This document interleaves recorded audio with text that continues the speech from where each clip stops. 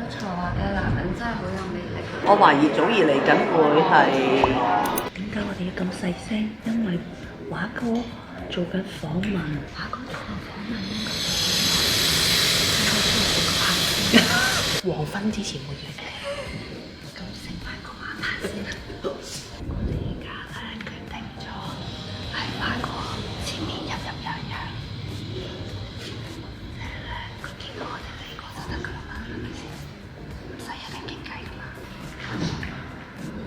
華哥，哇，hello，哎呦，你華哥聽講有幅地圖勁嘅喎，印咗250種顏色。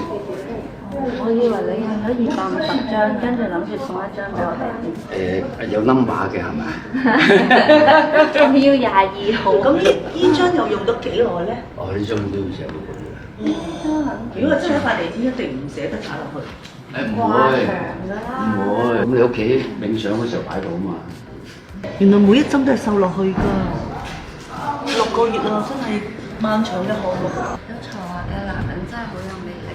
全部都係琪琪嚟嘅喎，係啊，埋咗玩咯。呢度又係琪琪我認得佢條脊骨喎，條頸骨喎，一睄隻眼啊！咪咯，仲唔係阿陳眼係咯？呢隻繼續有你咁犀利嘅，你又要拍戲啦，又要湊女啦，又要同老婆搞好啲夫妻關係啦，我對世界嘅機遇。打歌小弟甘拜下風。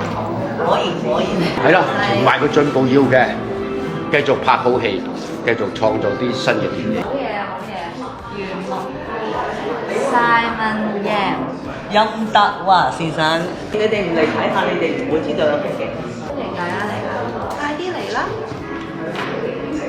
有阿 Sa 隻眼嘅，我覺得咧，我哋公司啲藝人真係好多才多藝㗎，真係乜嘢範都得㗎。我覺得直情係無懈可擊㗎。嚟緊再睇下發掘下其他藝人有咩藝術咯。